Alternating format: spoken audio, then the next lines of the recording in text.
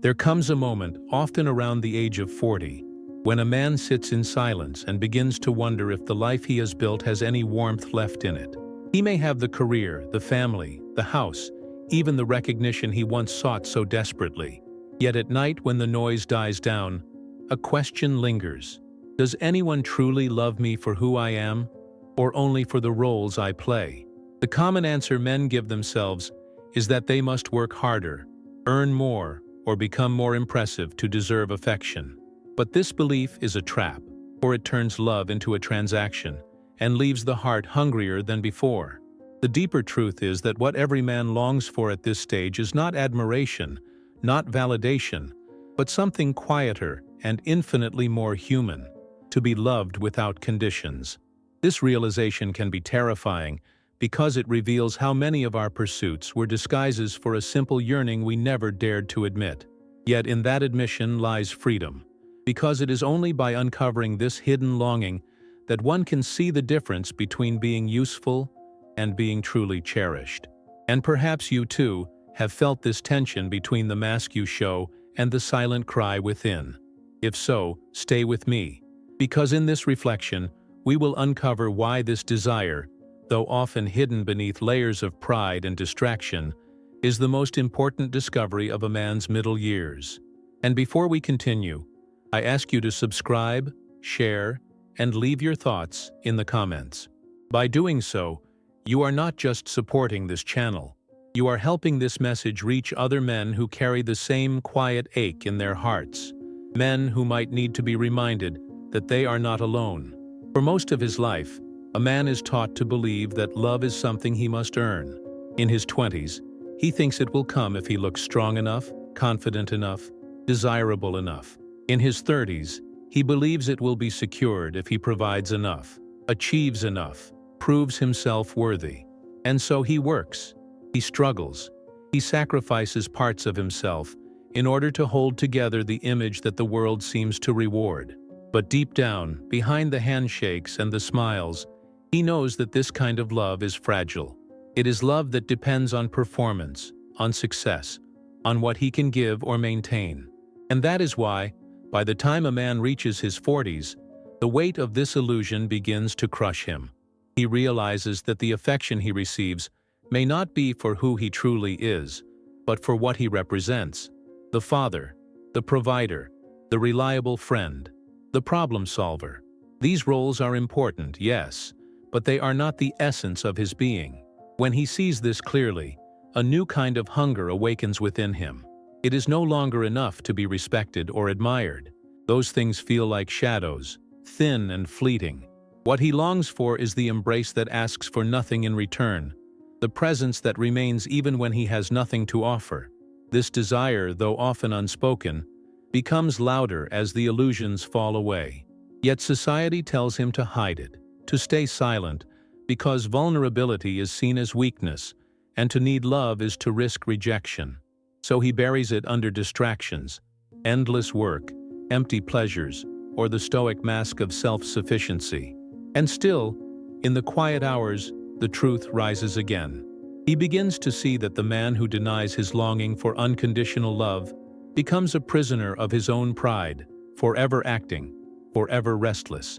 The transformation begins the moment he dares to question whether love must be earned at all. Perhaps love is not a prize to be won, but the natural response that appears when he finally stops trying to be more than he is. The paradox is this: by letting go of the performance, by allowing himself to be simply human, flawed, uncertain, imperfect, he creates the space for real connection. Others may at first find this unsettling, because he no longer chases approval or wears the old masks. He may seem distant, arrogant, or changed, but the truth is that he is becoming honest for the first time, stepping into a kind of strength that no applause can give.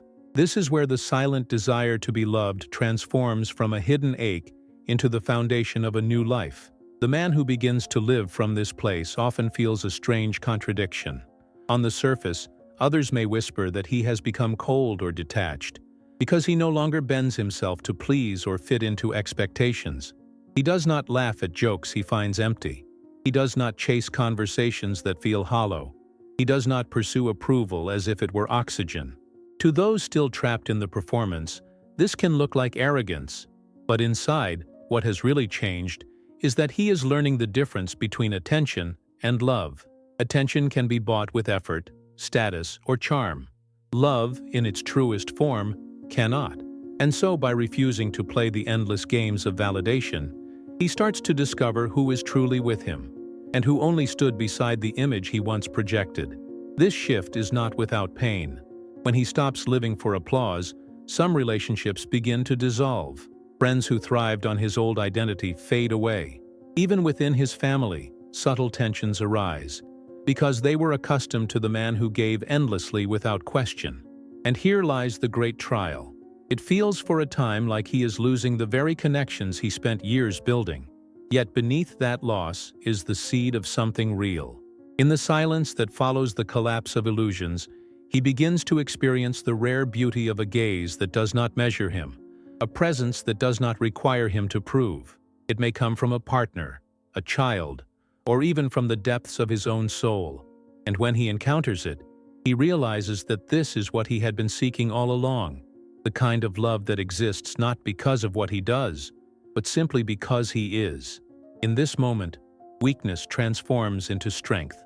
To admit the desire to be loved without conditions seems fragile in a world that praises self-reliance and conquest. But in reality, it is this very admission that allows a man to become whole.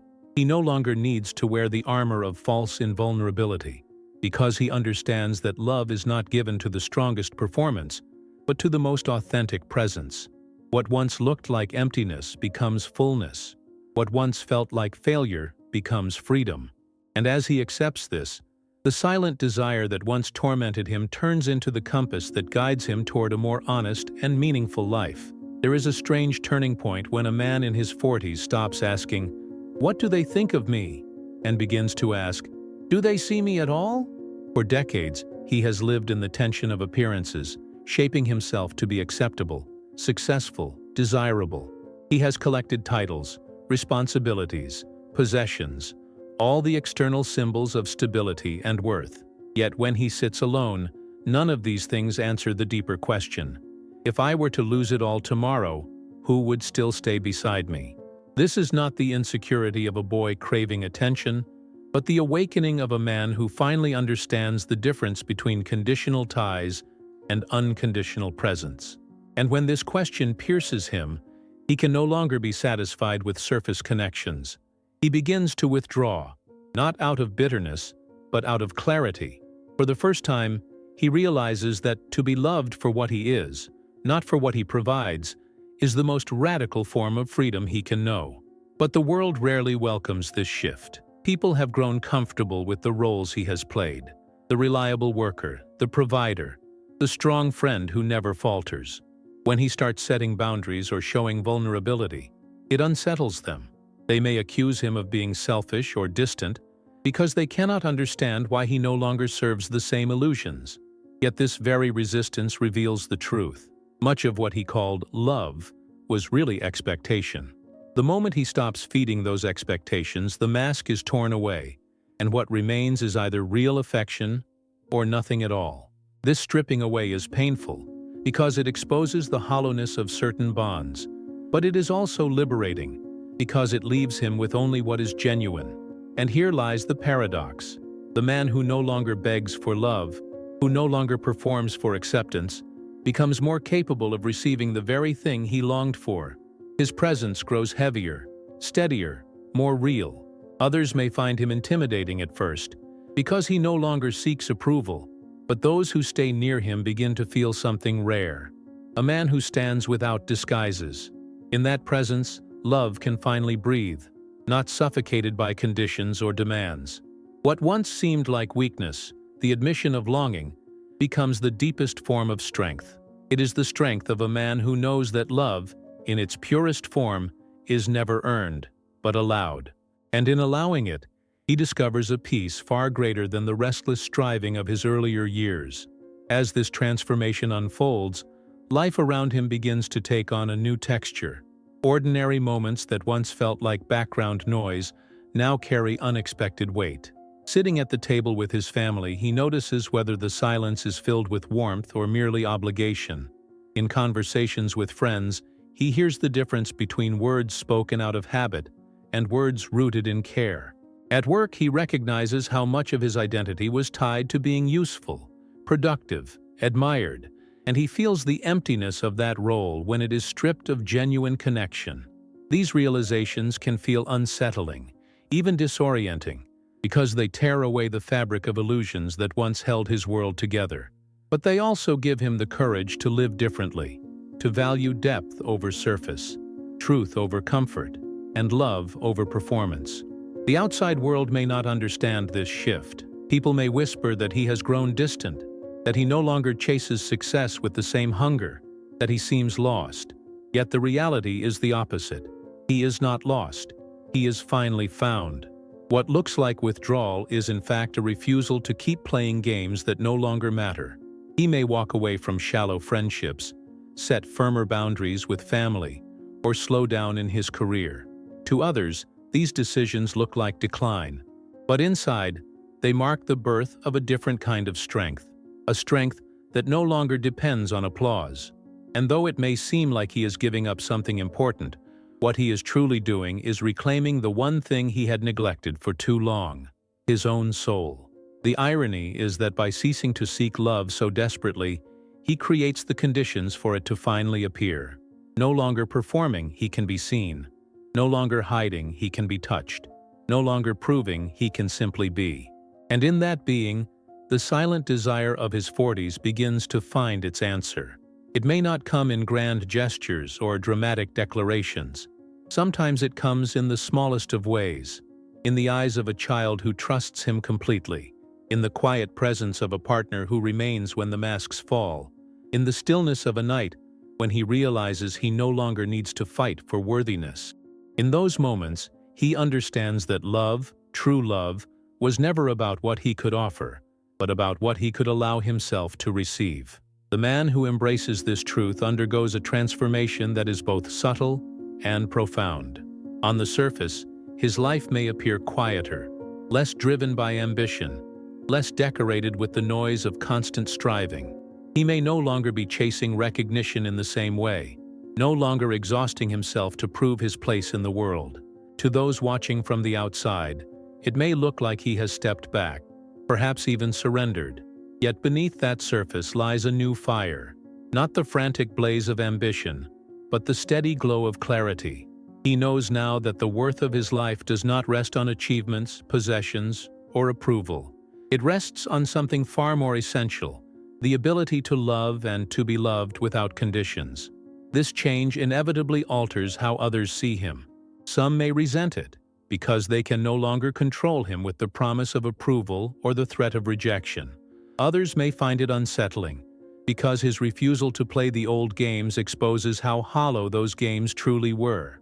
But those who remain close begin to sense something rare: a man who is whole in himself, who no longer hides his longing, yet is not enslaved by it either. He can admit, with honesty, that he desires love, but he does not beg for it. He can give love freely, not as a bargain, but as a gift. In this paradox, he becomes both vulnerable and unshakable, both tender and strong. The consequences of this shift ripple through every part of his existence. In relationships, he is no longer bound by fear of abandonment, because he knows that love without freedom is not love at all. In his work, he can engage with passion without letting it define his value, because his worth no longer hangs on titles or applause. Even in solitude, he no longer feels the emptiness he once feared. Instead, he finds that silence itself can be a form of love, the embrace of being alive, of belonging to the mystery of existence without needing to justify it. This is the quiet revolution of a man in his 40s, who has dared to listen to the silent desire of his heart. It is not the end of striving, but the beginning of living in truth. And from here, his journey leads to a conclusion that is both paradoxical and liberating. What once felt like loss becomes the deepest gain. What once seemed like weakness reveals itself as power. In the end, the paradox of this journey becomes undeniable. What once looked like isolation stepping away from shallow roles and refusing to perform for affection, reveals itself to be clarity, the kind of clarity that cannot be shaken by the shifting tides of approval. What once seemed like weakness, the admission that he longs to be loved without condition, proves to be the greatest strength, because it is only the honest man who can truly receive love. And what once felt like loss, the fading of relationships built on expectation, becomes liberation, because in their place rises the rare experience of bonds that need no performance, only presence. This is the transformation of a man who has dared to stop running, who has let the illusions fall away, and who has found that the heart of life is not in being admired, but in being seen, accepted, and cherished for what he is. Such a man is not rejected, not lost, not diminished. He is whole, even if fewer stand beside him. He is at peace, even if the world no longer understands him. For he has discovered that the deepest desire hidden in his 40s, the longing to be loved, was never a flaw to conceal, but a truth to embrace. And in embracing it, he has stepped into a freedom far greater than the restless striving of his younger years. He no longer asks the world for permission to exist, nor does he barter his worth for affection. Instead, he lives as he is, knowing that the love that remains, whether from others or from the silent mystery of life itself, is real because it requires nothing in return. And now, I invite you to pause and reflect on your own path. Have you felt this same quiet yearning, hidden beneath the noise of your days? If so, know that you are not alone. Many men carry it in silence, believing it to be weakness, when in truth it is the beginning of freedom. If this message has resonated with you, subscribe to the channel for more reflections like this. Share it with someone who may need to hear these words, and add your voice in the comments. Every thought you leave enriches this conversation, strengthens the community, and reminds us that even in our solitude, we walk this journey together.